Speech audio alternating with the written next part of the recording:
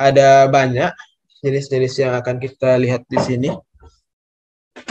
Bisa secara kontak ataupun non kontak. Kalau kontak nanti bisa dibagi berdasarkan apa penyebab kontaknya, bahan iritan atau bahan alergi. Pembeda utamanya adalah kalau iritan reaksinya cepat dan berat, kalau alergi reaksinya lebih lambat ya, karena dia itu semacam penumpukan begitu ya.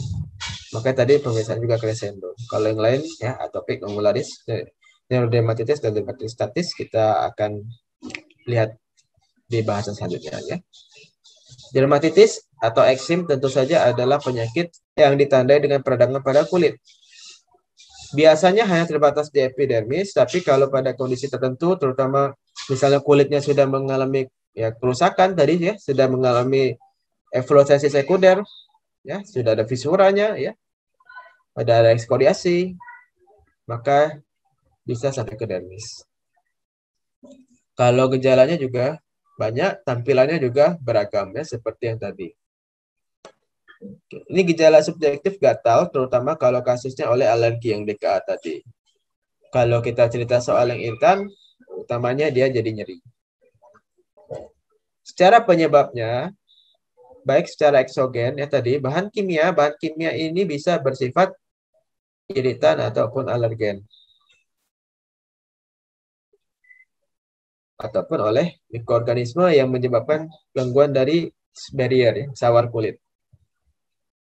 Kalau secara endogen, contohnya adalah dermatitis atopik. Jadi pada dasarnya dia itu sudah mengalami deposit, contohnya adalah deposit IgE kalau khususnya pada atopik ini. Nanti klasifikasi tinggal kita lihat saja apakah dia alergi atau bukan. Selain kalau nanti kontak non kontak, ya. Kalau yang alergi, contohnya adalah DKA, ya paling erat karena namanya pun ada alerginya. Tapi kalau yang lain juga bisa oleh dermatitis atopi, kemudian LSK atau neurodermatitis circumscripta, ya, juga dermatitis tumularis. Cuma ini klasifikasi yang agak lebih jarang dipakai kalau cerita alergi dan tidak alergi. Ya, kita masuk ke dermatitis kontak cuma dua, ya, DKI dan DKA, iritan ataupun alergi. Pokoknya terjadi akibat adanya bahan yang menempel. Bahan itu menempel, harus ada yang menempel, harus ada yang dipakai. Entah itu baru dipakai, baru ganti, atau memang dia bekerja di sana yang terus-terusan terpapar dengan zat tersebut. Kita langsung lihat ke pembagiannya. Kalau secara pengertian, DKI itu adalah proses yang bersifat non-imunologis, berbeda dengan DKA merupakan proses imunologis. Tadi sudah ada di pretest hipersensitivitas tipe 4 ya. Berbeda dengan misalnya urtikaria yang tipe 1.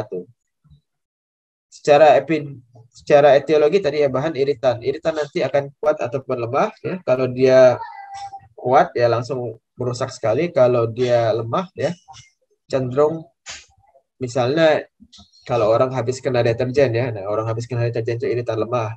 Tapi kalau orang kena asam sulfat nah itu iritan kuat ya. Jadi hancur, rusak sekali ya. Kalau yang alergen contohnya kalau misalnya menggunakan kalung imitasi ini ya, nikel. Kalau dia menggunakan, ada orang-orang yang alergi terhadap latex namanya, menggunakan sarung tangan ya, handscoon, menggunakan juga sandal bisa menyebabkan reaksi alergi DKA ini muncul. Baik. Kalau secara subjektif yang utama juga membedakan antara mereka, kalau DKI umumnya ya nyerinya ya, perih. Kalau dia GKA lebih ke gatalnya. Batas tengah sesuai dengan bentuk alergi ini ya tadi. Berarti beda di slide sama di buku.